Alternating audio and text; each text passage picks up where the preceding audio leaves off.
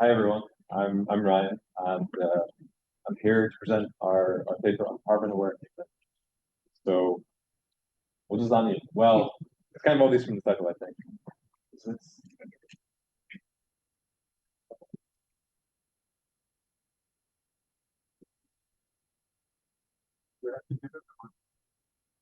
Can I go to the next slide?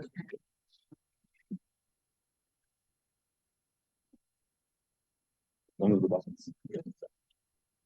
Anyway, so the basic idea is to incorporate carbon awareness into load balancing, right? This isn't an enough concept. There's a lot of work out there on.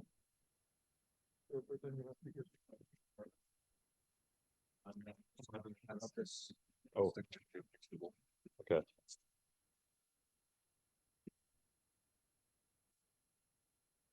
The carbon intensity of the energy supply that is being used to power this service, right? And a lot of this is done at the application layer, sort of HTTP proxies and whatnot.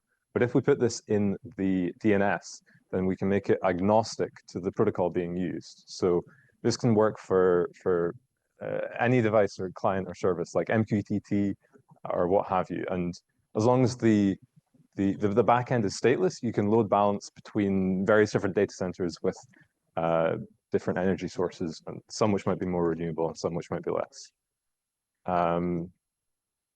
Right.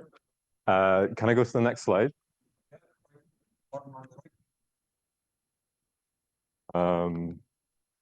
No, unless I'm pointing it wrong. I don't know. One second.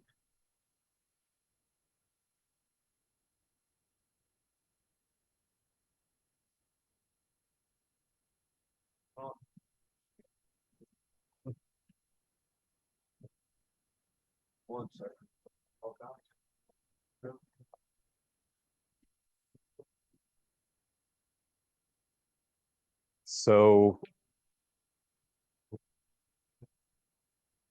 there's actually a paper from Hot Carbon 2023. Let me get the title up. It was, oh, there we go. Okay, this is a sort of simplistic idea of where we might load balance between different data centers, right? And the key point here is that the client remains unmodified, the services remain unmodified, but we just need to put this logic, oh, thank you, in the name server itself, right? And it turns out, we didn't know this when we wrote this idea for the conference, but there's a paper from last year from Hot Carbon, bringing carbon awareness to multi-cloud application delivery using VMware's load balancer, which puts this in the DNS, which is a very similar idea. So go read that paper for basically a better version of what we did. But what they didn't do is this wake on DNS idea. So this kind of came from me setting up a NAS in my home, right?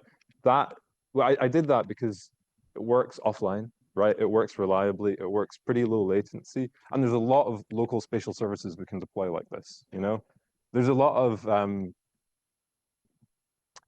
IoT devices which are connected to the internet, to the backends, to the data centers, and it makes them quite buggy, quite unreliable, So local services can solve a lot of that. But then we can amortize the energy cost of running these services across a whole bunch of data centers like they can at Google, You can run a bajillion services on one machine and it'll be pretty energy efficient per service, right?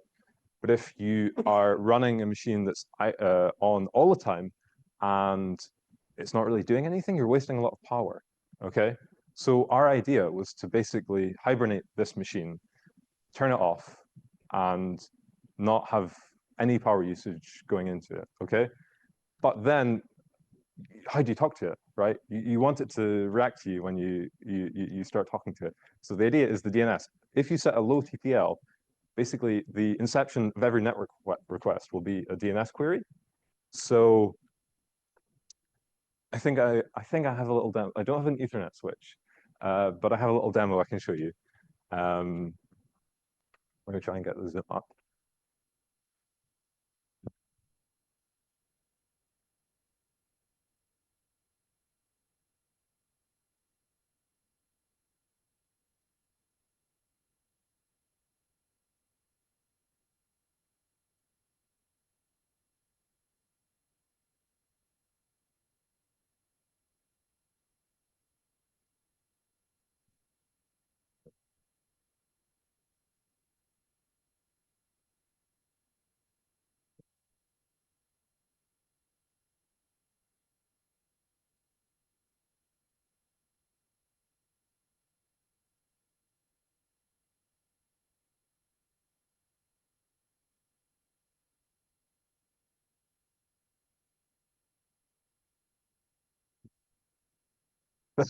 Thanks.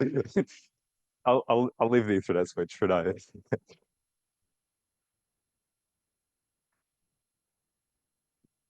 Okay, so we have a DNS server running on this laptop, okay, and it is connected to this little Intel NUC, the kind of thing you might run in your own building, and it should be connected with an Ethernet switch, and the Wake Online should work, but that's not working. But the DNS request will still work.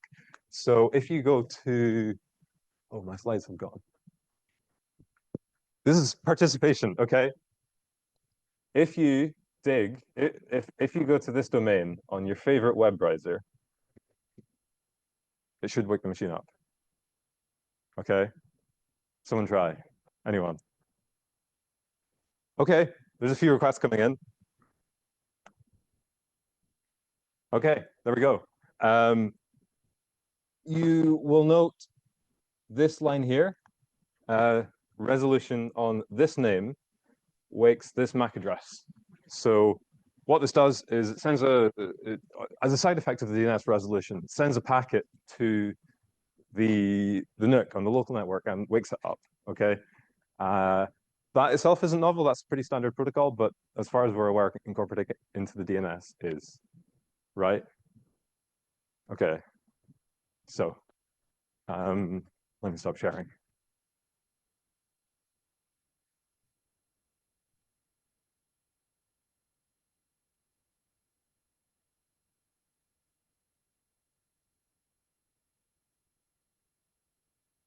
Right. Okay. So basically, this is right. So let's see. Oh, right. Okay. Okay. I skipped past the slide, but it's okay. Basically, this is quite useful for a certain class of devices which are stateless and don't require constant online operation, right? So a lot of web services are like this. You don't need to keep them running in the background all the time. Since we have this in the DNS, there's an MX record type which can tell you the priority for different mail servers that you might use. So one idea we had was to give priority to different mail servers depending on their carbon efficiency, right? And then we can put the least carbon efficient name server to mail server to sleep, okay? And you can do sort of traffic shaping with this as well. Let's say you had two machines powered on, each at a third capacity, right? You could turn one of them off and direct all the loads to the one that was on. And then if you exceed the capacity of that machine, you can turn the second one on and split the capacity again. Well, yeah, this is part of a sort of larger body of work where we're thinking that the DNS is essentially the root of identity in the network. And if you have control over that, you can start to do some interesting things. So another thing we were working on is provisioning certificates for these kinds of devices, which might not be globally addressable through the domain name system with a little RPC interface. I think I'm coming to the end of my. I've been talking for 10 minutes, so That's yeah. Perfect. Okay. Thank you. Perfect. We do have a couple of minutes for questions. Maybe this time we go to the online audience first and see if there's a question online for Ryan. If you do have a question, please feel free online to raise your hand and to unmute yourself. I don't see a question just now, Loritz. There's also a question in the chat. So I have a question in the chat, yes. Just echoing it, is energy efficiency the same as carbon efficiency?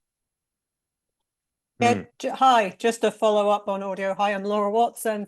Thanks very much for the quick talk, just to clarify the question.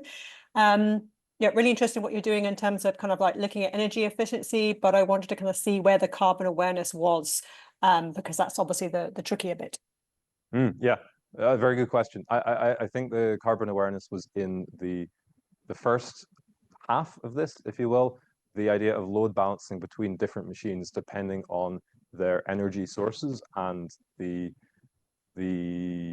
carbon intensity of those sources. So you're looking at carbon sources that are very distant, given the fact that carbon intensity is over very large regions. So I don't quite understand the question, sorry. So you're basically comparing carbon intensity, but the actual data for carbon intensity is aggregated over usually very large regions. So you're located, yeah. So I'm just checking you're thinking about locations in very different areas of the grid. Right, exactly, yeah. There's a few APIs we were looking at using, but they're mostly pretty coarse-grained, yeah. Cool, thank you. No worries, thanks.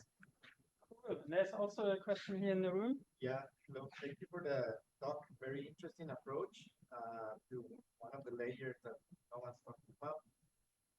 Have you thought about DNS propagation and how, because normally in the real DNS world, propagation is a pain. Right. So if we add a layer of carbon awareness to the propagation, we are kind of like adding more pain to the propagation problem. Right. Yeah. So basically, I set a really low TTL, so there isn't. Right. Oh, sorry. So the question was, if I understand correctly, what about the DNS propagation time? That's a real pain, and how does that interact with this, I think. So basically, the demo I showed you has a TTL of 1 second on that resource record, right? So the propagation time of updates is pretty negligible in terms of DNS. DNS isn't a very dynamic protocol, and we're not doing anything dynamic with the resource records themselves. We're just dynamically reacting to the resolutions of that name, if that makes sense. Right.